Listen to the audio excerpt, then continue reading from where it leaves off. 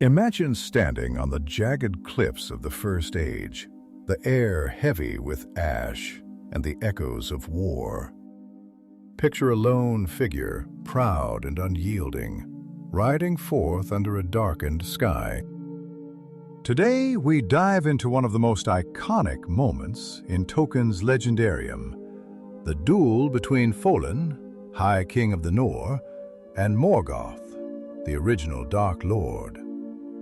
This isn't just a tale of swords and valor, it's a story of defiance, hope, and the weight of fate.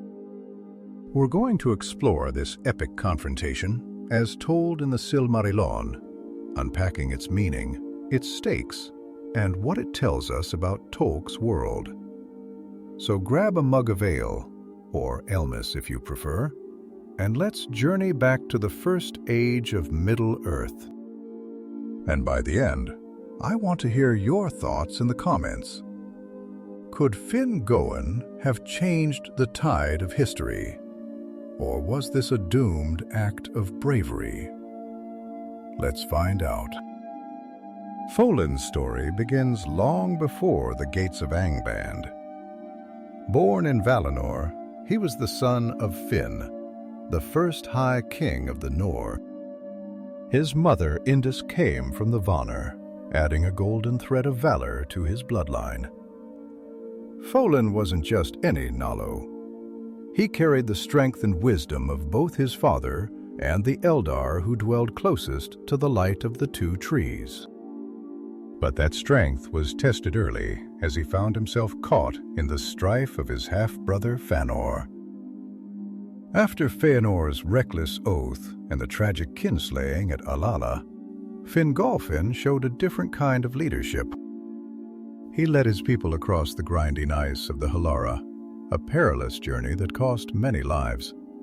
But unlike Fëanor, who was consumed by his pride and hatred, Fólin's resolve stemmed from his love for his people and his sense of justice.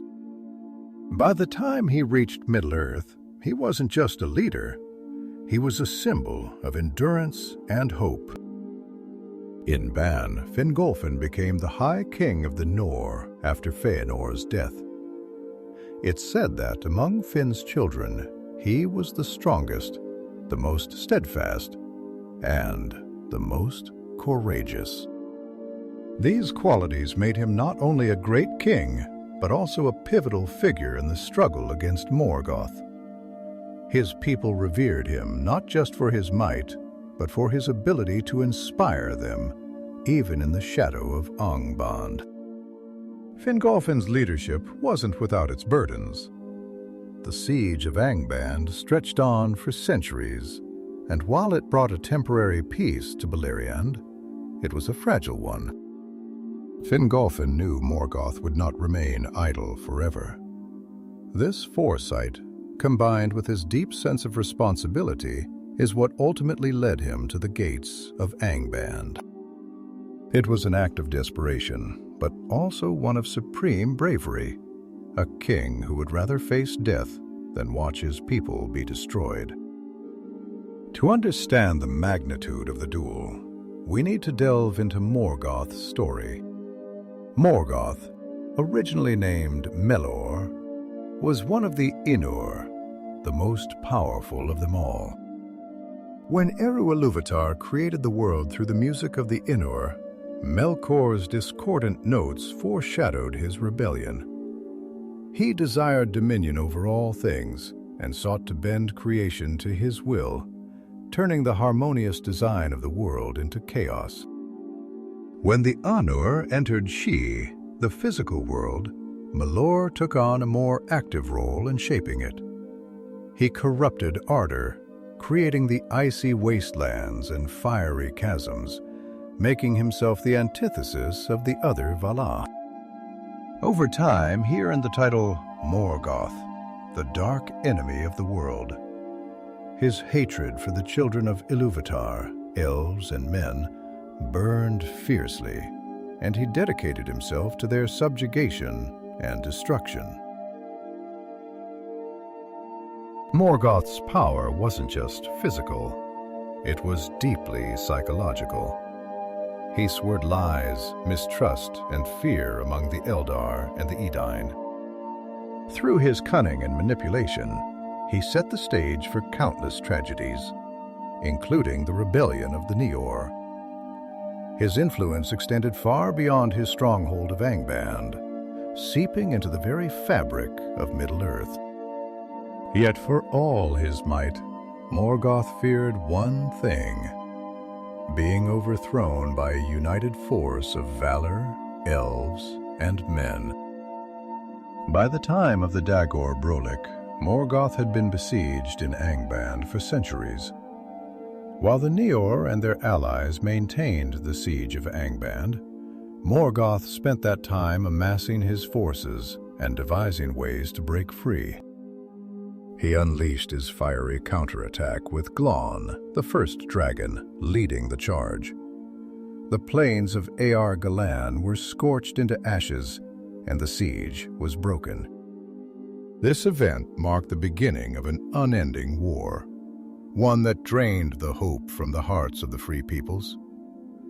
But for all his cunning and strength, Morgoth had a glaring flaw: pride. He saw himself as invincible, yet his fear of confrontation often exposed his cowardice.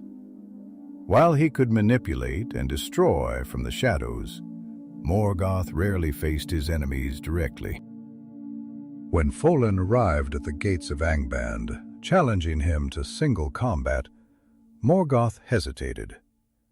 He knew the consequences of refusing: humiliation in the eyes of his servants. Reluctantly, the Dark Lord stepped out, but not without the weight of fear pressing on him. The duel between Folin and Morgoth didn't happen in isolation. It was the culmination of decades of tension, loss, and despair.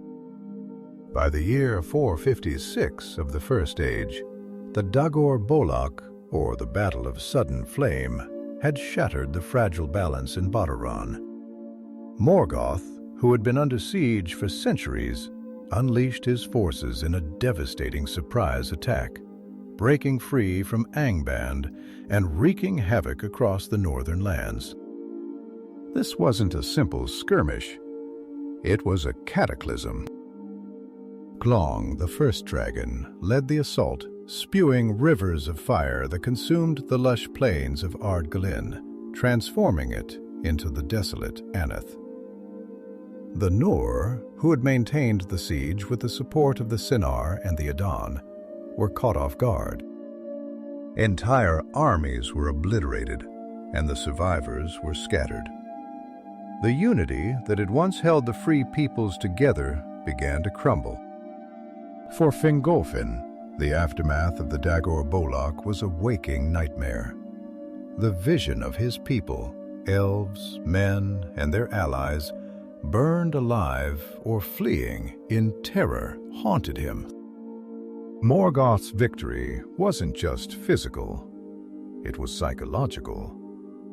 The once proud Nior, who had crossed the Hilara and defied the Valar to fight him, now seemed on the brink of annihilation. Folin saw this as not just a defeat, but the potential end of his people's legacy in Middle-earth.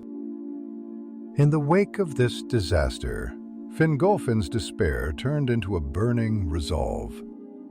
He could no longer wait for the Valar to intervene, nor could he rely on his scattered allies to muster the strength for another assault. Morgoth had to be challenged directly, even if it meant certain death. For Folin, this was not about victory. It was about defiance, about showing Morgoth and all of Middle-earth that the spirit of the Noor could not be extinguished. Thus, with his mind made up, Fingolfin mounted his steed Roll and rode alone to the Gates of Angband. His departure was as dramatic as it was sorrowful. The people of Balar watched him go, some mistaking him for Orm himself, so fierce and unyielding was his presence. His ride was a testament to his courage, and his decision set the stage for one of the most iconic confrontations in Tolkien's legendarium. The Gates of Angband loomed like the mow of some great beast, shrouded in shadow and dread. Folin, alone but unbroken, arrived under the cover of darkness, his eyes blazing with a fury that even the servants of Morgoth dared not confront. He sounded his horn, its clear, piercing call echoing across the barren wastelands of Inflith. This wasn't just a challenge, it was a declaration. A single elf against the might of the Dark Lord. For a moment, Angband seemed to hold its breath. Deep within the fortress, Morgoth hesitated. Though the most powerful of the Valar, he was not without fear, for he knew the courage and strength of Folin. But to refuse the challenge would be unthinkable. His pride, already scarred by the long siege, would not allow him to show weakness before his captains. Slowly he emerged, his footsteps like thunder reverberating through the earth. When Morgoth appeared, he was a vision of terror, towering over the elf, clad in black iron and crowned with a helm of cruel design. He carried Grond, the hammer of the underworld, a weapon as massive as it was devastating. The earth itself seemed to tremble beneath his weight, and a shadow like a storm cloud enveloped him. Yet even in the presence of such overwhelming darkness, Fingolfin stood tall, his silver armor gleaming like starlight, his blue shield adorned with crystals, and his sword, Ringil, glinting cold as ice. The duel began with a clash that shook the very foundations of Angband. Morgoth struck first, bringing Grond down with the force of a thunderbolt, but Folin was faster, more agile, dodging the blow with an elegance born of years of elven mastery. The impact of Grond left a massive crater, spewing fire and smoke into the air. Again and again Morgoth struck, and each time Folin evaded, countering with precise strikes that wounded the Dark Lord. Folin's attacks were not in vain. He wounded Morgoth 7 times, each strike drawing black smoke-laden blood. The pain and humiliation of these wounds sent echoes of Morgoth's howls across the north, striking fear even into the hearts of his own servants. But this was no ordinary battle. It was a test of endurance as much as skill. For every blow Folin landed, Morgoth's sheer power took its toll on the elf. As the duel wore on, the tide began to turn. Volin, though swift and skilled, was only an elf, a being of flesh and blood, while Morgoth, though wounded, was of valor. The relentless force of Morgoth's attack started to weigh Folin down. The craters left by Grond surrounded the battlefield, and the earth itself seemed to conspire against the elf, breaking and cracking beneath his feet. 3 times Folin was struck down, each blow crushing him under the weight of Morgoth's strength. But 3 times he rose again, battered but unbowed, lifting his broken shield and blooded sword. It was a display of defiance so fierce that even Morgoth himself must have felt the sting of doubt. Fingolin's resolve burned as brightly as the stars, his every movement a testament to the indomitable spirit of the Noor. Yet even the strongest hearts can falter. The uneven ground beneath Folin finally betrayed him. He stumbled, and before he could recover, Morgoth pinned him beneath his massive iron shaw foot. The weight was unbearable, like a mountain crushing the life from him. But Fingolfin, in a final act of defiance, thrust Ringil into Morgoth's foot, driving the blade deep. Black blood, thick and smoking, poured from the wound, mingling with the fiery craters around them. The blow left Morgoth maimed forever, his foot permanently crippled, and the pain of that wound would never leave him. But Fingolfin's life was at its end. The High King of the Nor, who had ridden alone to challenge the Dark Lord, was defeated. His body, broken and lifeless, lay at the Gates of Angband, a somber reminder of both his heroism and the cost of his bravery. As Morgoth prepared to desecrate Fulin's body, intending to feed it to his wolves, a shadow descended from the heavens. Thorondor, the mighty king of eagles, swept down with the speed of a storm. His talons raked Morgoth's face, leaving deep scars that would mark the Dark Lord for eternity. Thorondor seized Fulin's body and carried it away, soaring high above the darts of Morgoth's servants. Fingolfin's body was carried by Thorondor to Gondolin, where his son Turon laid him to rest on a high mountain. A cairn of stones was raised over the fallen king, and for years no orc or servant of Morgoth dared to approach the site, as if, even in death, Fingolfin's spirit guarded the land. His sacrifice became a symbol of unyielding courage, inspiring those who would continue the fight against the shadow. For Morgoth, the duel left more than physical scars. The shame of being wounded by an elf, an opponent he had underestimated, lingered like a shadow over him. Though victorious in the duel, Morgoth's fear and pride had been exposed, not just to his enemies, but to his own servants. The once invincible Dark Lord now limped through his halls, a constant reminder of Fingolfin's defiance. It was a moment that undercut his image of total dominance.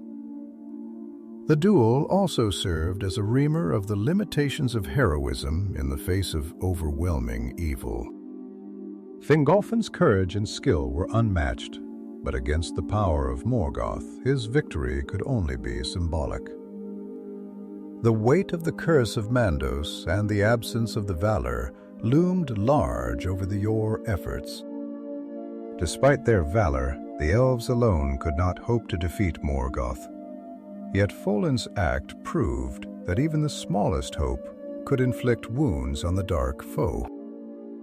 This confrontation also emphasized the theme of individual defiance against insurmountable odds, a recurring motif in Tolkien legendarium. Fingolfin's stand at the Gates of Angband mirrors the struggles of later heroes such as Frodo and Sam, who face their own impossible tasks. It is the idea that even in the face of despair, one must act, because sometimes courage alone can change the tide of history. Finally, the duel posed enduring questions for the readers and characters alike. Could Fingolfin have won under different circumstances? Was his act a futile gesture, or did it plant seeds of hope that would bloom in later ages?